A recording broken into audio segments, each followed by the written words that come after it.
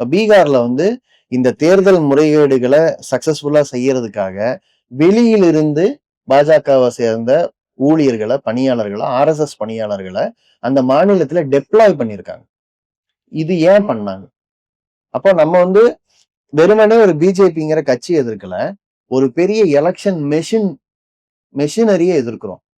இந்த மெஷினரிக்கு ஒரு மெத்தடாலஜி இருக்கு, வேலை செய்யும் முறை இருக்கு. இது வந்து நாங்க திரிபுரா எலெக்ஷன்ல சிபிஎம் நேரடியா பார்த்தோம். திரிபுரால வந்து சிபிஎம் தோற்பதற்கான வாய்ப்பே இல்லை.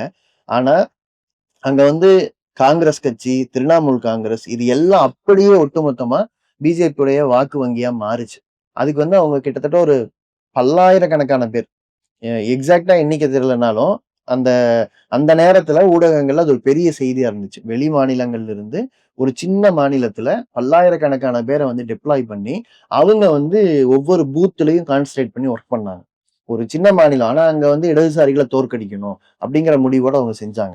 இந்த எலெக்ஷன் பேட்டர்ன் நாங்க பார்த்தப்பதான் சில பூத்துகள்ல 100% மேல ஓட்டு விழுந்ததை நாங்க பார்த்தோம். அதை வந்து சிபிஎம் அக்கௌண்டோட, அதாவது கணக்கு வழக்கோட சரியா வந்து சப்மிட் பண்ணிருக்கு. இந்தந்த பூத்துகள்ல 100% மேல ஓட்டு எண்ணப்பட்டு இருக்கு, பதிவானதோட கூடுதலா எண்ணிருக்காங்கிறத நாங்க அம்பலப்படுத்தணும். அப்ப அந்த இடத்துல நடந்த முக்கியமான பினாமினா பல ஆயிரம் பேர் வெளியிலிருந்து கொண்டு போய் வேலையில உட்கார வைக்கப்பட்டாங்க. இப்போ அவங்க, இப்ப நீங்க தமிழ்நாடே எடுத்துக்கங்க, ஒரு ஹிந்தியில பேசுற அல்லது மராட்டியில பேசுற ஒருத்தர் வந்து இங்க உட்கார்ந்து ஒர்க் பண்றாருன்னா அவர் வந்து பிஜேபிக்கு பிரச்சாரம் பண்ணுவாரா? மாட்டார். அப்ப அவர் என்ன வேலை பார்க்கிறார்? அப்ப அவங்க ஏதோ ஒரு வேலையை உள்ள உட்கார்ந்து செய்யறாங்க இல்லையா? ஒவ்வொரு பூத் லெவல்ல டேட்டா மேனிபுலேட் பண்றது அல்லது மேனேஜ் பண்ற வேலையை செய்யறாங்க இல்லையா? இது என்னன்னு நமக்கு தெரியணும். ஏன்னா கடந்த காலத்துல பல கட்சி தலைவர்கள் வெவ்வேறு மாநிலங்கள்ல இருந்து வந்து பிரச்சாரம் பண்ணுவாங்க. ஒவ்வொரு கட்சிக்கும் ஒவ்வொரு ஊர்ல இருந்து வந்து பிரச்சாரம் பண்ணுவாங்க. அதை பார்த்திருக்கோம். அல்லது மக்கள் கிட்ட தெரு தெருவா போய் கேம்பெயின் பண்ணும்போது பல அமைச்சர்கள், நீங்க ஒரே ஒரு இடைத்தேர்தல எல்லாம் பாத்தீங்கன்னா பல அமைச்சர்கள் தெருவுக்கு தெரு கேம்பெயின் பண்றதை பார்ப்போம்.